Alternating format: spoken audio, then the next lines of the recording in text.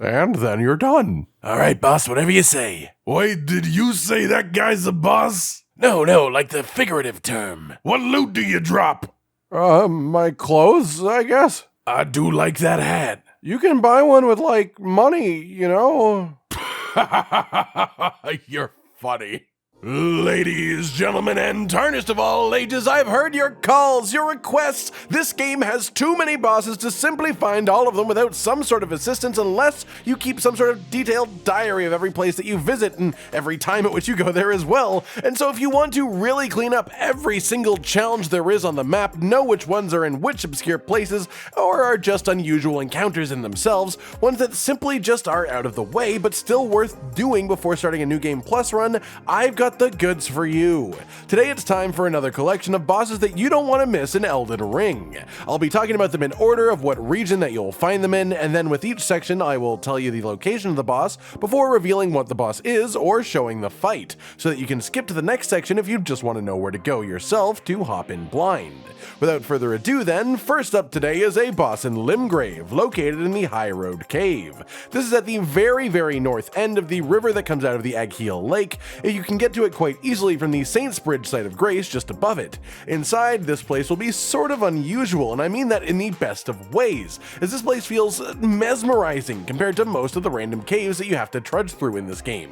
Drop through a couple of holes, noting that what you use to stand on as you fall down are some sort of dilapidated pillars sunk into the ground, not just rocky structures, and eventually you will come out to this big open chamber. Lots more pillars and just this awesome mix of ancient civilization and nature mixing together that almost feels like a Tomb Raider vibe. Down in here, hop your way carefully to the middle platform, making sure to kill all of the bats so they don't throw you into the water, and then there will be a partially submerged pillar leading towards a waterfall. This is it, everyone! It's finally time for the waterfall secret! Jump through the waterfall and progress through the cave passageway to find a very sizable boss wall leading to our first target, who upon death will drop you the Blue Dancer Talisman, just in case you want to know the reward first. The fellow inside of here, then, is the Guardian Golem boss. I say the, because this is the only one of this enemy in the game that has a boss health bar, at least as far as I'm aware. He fights like the other ones, but his boss chamber is absolutely gorgeous. And what I find really cool about this one is if you actually look at the map outside, it all starts to make sense.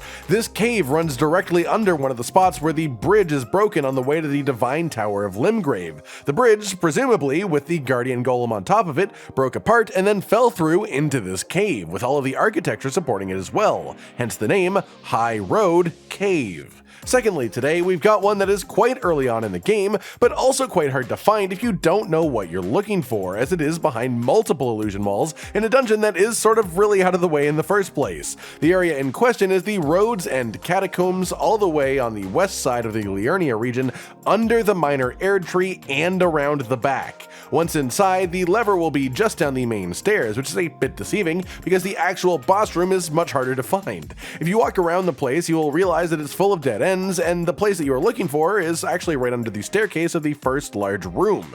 Tucked into the close corner is one illusion wall. Through that and immediately right twice, then take a left down this tunnel to find, surprise surprise, another illusion wall. Not done yet though. They think they might be able to trick you just one more time, and then finally there is the boss itself behind that last illusion wall. Upon death, this boss will drop you the Glintstone Sorcerer Ashes, and the boss itself of the room is sort of hard to talk about without ruining the fun of it, so I really do recommend going to do this one first. But if you insist, this one is Spiritcaller Snail. Unfortunately, even saying the name sort of gives it away, but this one is a fantastic little gimmick of a boss that is a snail who sits invisible in the corner and summons a Crucible Knight to beat the crap out of you. The Crucible Knight has no true involvement in the fight. He will kill you if you let him, but killing him is not a requirement. If you kill the snail, the Crucible Knight will just disappear, and the whole thing is just honestly awesome. I love this. Third then, we've got a boss encounter located in the Caelid region over in the Sellia Hideaway, which is an incredibly well hidden location, unless you are led there by the sorceress Selin as part of her questline.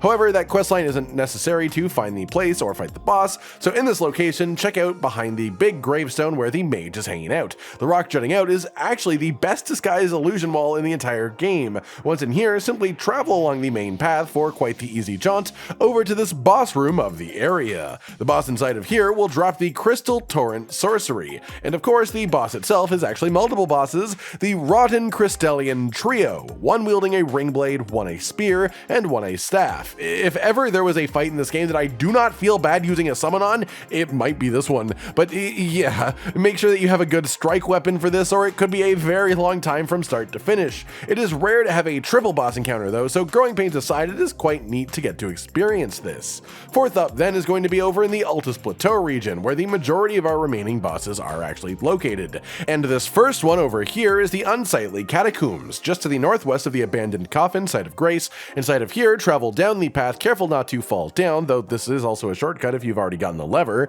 Instead though, head through the next tunnel and drop into the next big area down below there. In through the tunnel there and up some stairs, you will find the lever. Drop into the pit, and there is a boss door that you've just opened. The reward for this fight is sort of a spoiler, so I will mention it afterwards, but the boss that you will find in here is the duo of Misbegotten Warrior and Perfumer Tricia, who is a boss version of the Perfumer energies that fight with aromatics. This fight is quite the unusual combination, but is also pretty effective. The Misbegotten is really fast, but has really low poise and somewhat squishy to actual damage, and the Perfumer just fires off magic from a safe distance behind him. Upon death, you will receive Perfumer Tricia as a spirit summoned to carry around for yourself. Fifth today will first be found by the abandoned coffin Site of Grace just up the hill a touch, but then the actual proper fight happens next to the rampart side path Site of Grace. If you have seen the boss at abandoned coffin and wondered where it went, the answer is here. From the Site of Grace, simply head up the path and up the mountain that is beside you, and once you reach the top of it,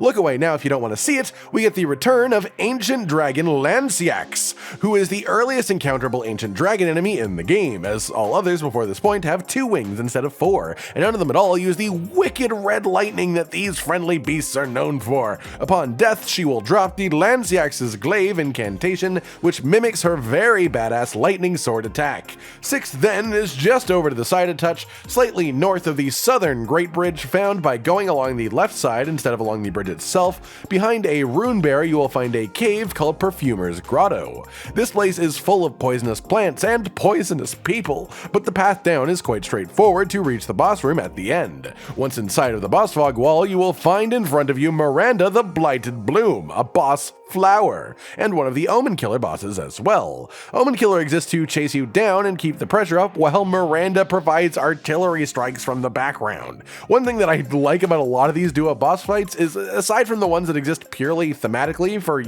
lore reasons, ones like this feel like very intentional pairings of moveset to make your life difficult in a sort of fun way, which is pretty cool to see. Upon death, they will drop for you one great Omenkiller cleaver. Seventh up here is at the top of Mount Gelmir at the Gelmir hero's grave. This one can be a little bit odd to get to on the inside, as the easiest way to do so is to, run through some lava. However, as you may well know at this point, lava in this game sort of does very little damage to stand in and to walk through, so as long as you bring a few healing flasks, it isn't much of a big deal by any means. Once you reach the bottom of the lava, tuck into the right to drop down and find the boss door in front of you. The creature inside drops the Bloodhound Knight Flow Spirit Summon, and that specific creature is known as the Red Wolf of the Champion, another one of these magical wolf enemies, this one being in a slightly later game area than the one that you face in the main path, and it may treat you a bit differently than the last couple as well, especially due to the size of the room that you fight in. Finally then, we are traveling down to the Lake of Rot region. If you don't have it unlocked, one way to do so is through the Ranny quest line. Check out our video on the Darkmoon Greatsword down below to learn more about that. Once in the Lake of Rot, progress directly south and eventually you will see a figure laying down in the lake. This figure drops the dragon scale blade katana upon death, and the figure itself is of course a Dragonkin soldier surrounded by the Lake of Rot. You'll almost definitely get Scarlet Rot during this fight, just be aware of that and good luck. But hey, that is the main thing to make this a bit special. I do love this theme of just wandering upon things that look like they're probably dead inside of lakes, and then suddenly they aren't dead, and now they want me to be dead, and I don't want to be dead. It's a lot, In any case, that sort of makes all of our targets of the day covered. I've been Cotton Dinosaur from RageGamingVideos, and this has been another set of 8 bosses you don't want to miss in Elden Ring. Are any of these bosses the ones that were missing from your collection list? How many of them do you think that you have left to kill in the game? Like if you like the video, subscribe and hit the notification bell for more, and most importantly, ladies and gentlemen, until next time, stay sweet.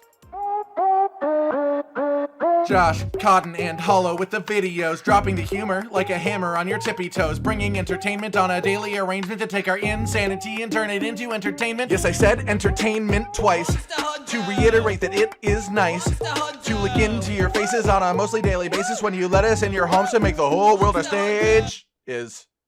Goodbye.